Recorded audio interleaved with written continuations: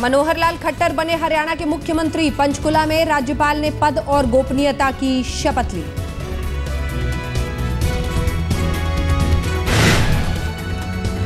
शपथ ग्रहण समारोह में शामिल हुए प्रधानमंत्री मोदी, लालकृष्ण आडवाणी, अमित शाह, राजनाथ सिंह और सुषमा स्वराज सहित दूसरे वरिष्ठ बीजेपी नेताओं ने भी की शिरकत।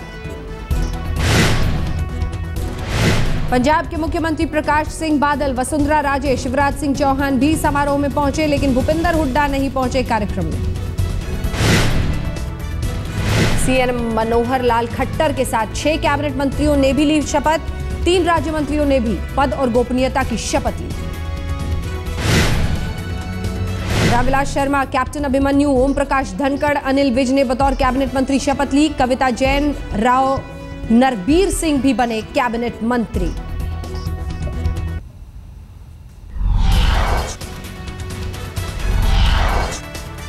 महाराष्ट्र में सरकार बनाने के संभावित समीकरणों के बीच प्रधानमंत्री नरेंद्र मोदी की चाय पार्टी, एनडीए के सभी सांसदों को न्योता।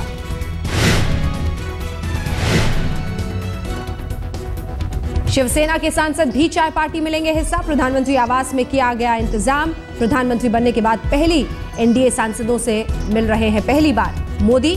शाम 4 बजे है चाय का वक्त। मोदी की दिवाली मिलन पार्टी में मंत्री देंगे प्रेजेंटेशन। अरुण जेटली, नितिन गडकरी, हर्षवर्धन, धर्मेंद्र प्रधान, नरेंद्र तोमर और वेंकैया नायडू देंगे एनडीए सांसदों को अपने अपने मंत्रालय में चल रहे कार्यक्रमों की जानकारी। गैस की नई कीमतों के बारे में पेट्रोलियम मंत्री धर्मेंद्र प्रधान देंगे पार्टी में ब्यौरा। महाराष्ट्र में नई सरकार की रूपरेखा फिलहाल तय नहीं, लेकिन शपथ ग्रहण की तारीख 30 अक्टूबर को तय। सूत्रों के मुताबिक बीजेपी बना सकती है अल्पमत सरकार। शिवसेना चाहती है डिप्टी सीएम का पद। सूत्रों के मुताबिक वित्त और पीडब्ल्यूडी मंत्रालय पर भी शिवसेना की नजर। बीजेपी की तरफ से स्वास्थ्य, महिला और बाल विकास विभाग देने की पहल। पर्यावरण मंत्रालय भी शिवसेना को देने को तैयार है बीजेपी। महाराष्ट्र में सरकार पर बोले विनायक, शिवसेना आत्मसम्मान कायम रखकर ही करेगी फैसला। कहा बीजेपी अपने फैसले के लिए है स्वतंत्र। 28 अक्टूबर को महाराष्ट्र बीजेपी विधायक दल की हो सकती है बैठक। इसी दिन मुंबई जा सकते हैं राजनाथ सिंह और जेपी नड्डा।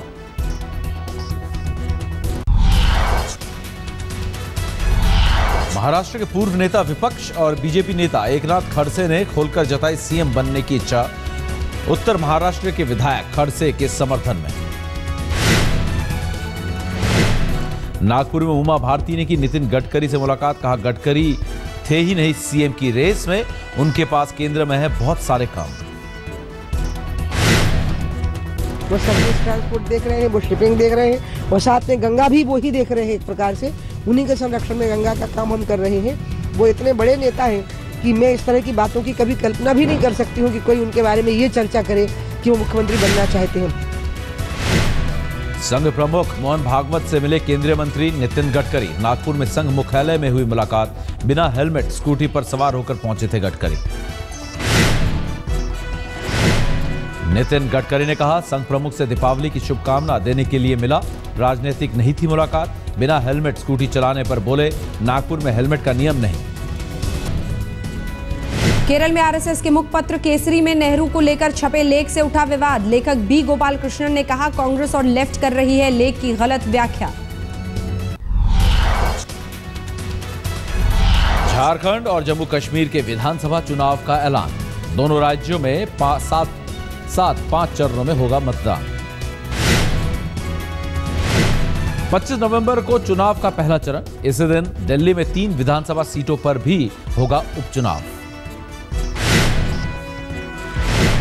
2 दिसंबर को मतदान का दूसरा चरण। झारखंड, जम्मू कश्मीर के साथ साथ डाले जाएंगे वोट। 9 दिसंबर को तीसरे और 14 दिसंबर को चौथे चरण का होगा मतदान। सुरक्षा के लिहाज से संवेदनशील बूथों की होगी पहचान। 23 दिसंबर को होगी मतगणना। झारखंड, जम्मू कश्मीर के साथ ही और दिल्ली विधानसभा उपचुनाव के आएंगे नतीजे।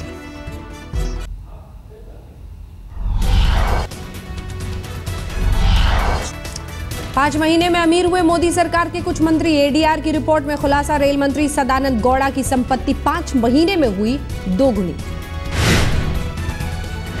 वित्त मंत्री अरुण जेटली की संपत्ति भी बढ़ी। मई में जेटली की संपत्ति 113 करोड़ 3 लाख रुपए थी। अक्टूबर में 1 करोड़ बढ़कर 114 करोड़ 3 लाख हुई। पीएमओ को दी गई जानकारी पर आधारित है एडीआर की रिपोर्ट। इस रिपोर्ट के मुताबिक मोदी सरकार के 91% मंत्री करोड़पति। पीएम बनने के बाद पहली बार पत्रकारों से मिले नरेंद्र मोदी। संपादकों और मुख्य संपादकों के साथ रिपोर्टर को दिया था न्योता। नरेंद्र मोदी ने कहा, अकेले पीएम के झाड़ू थामने से मिशन कामयाब नहीं होता। मीडिया ने अपनी कलम को बनाया झाड़ू।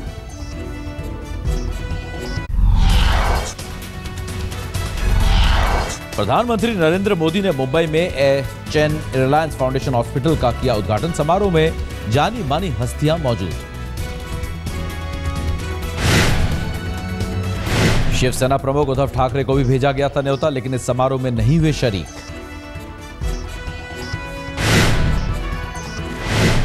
मुंबई के मझगांव डॉकयार्ड में मिलिट्री कैंटीन में लगी आग। फायर ब्रिगेड की 15 गाड़ियों ने पाया काबू।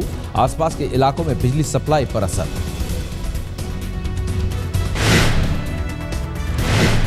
नई दिल्ली रेलवे स्टेशन पर छठ की भीड़ के चलते हुआ हादसा। संपर्क क्रांति ट्रेन से कटकर एक युवक की मौत। दिल्ली से बिहार और झारखंड जाने वाली ट्रेनों में दिखी भारी भीड़। बेबस नजर आया रेलवे। दिल्ली में दिवाली के एक दिन बाद पटाखों से घायल हुए बच्चे राजीव ने तोड़ा दम। पेट में घुस गया था कांच का टुकड़ा। दिलीप सिंह का नौजवान ग्लास के अंदर रखकर जला रहा था आलू बम।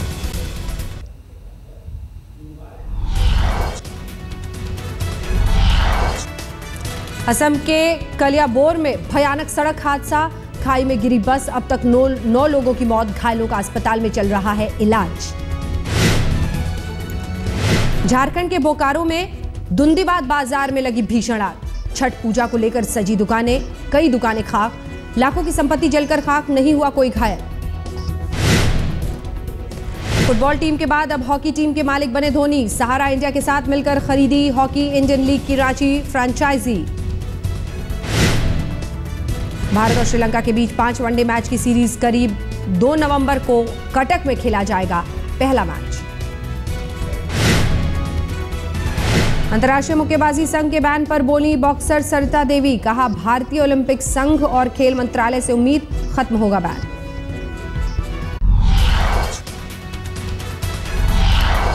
दिल्ली में दिवाली के बाद अब छठ पूजा की तैयारी। नहरों की सफाई का काम शुरू। 29-30 अक्टूबर को मनाया जाएगा छठ का पर्व। सूर्य पूजा कर परिवार के लिए आशीर्वाद मांगती हैं माएं। कनाडा में संसद पर हुए हमले में मारे गए सैनिकों को श्रद्धांजलि। वॉर मेमोरियल पर उमड़े लोग। प्राइवेट स्पेसक्राफ्ट ने पूरा किया अपना 5वां मिशन। प्रयोग के लिए 20 चूहे भी गए स्पेस स्टेशन।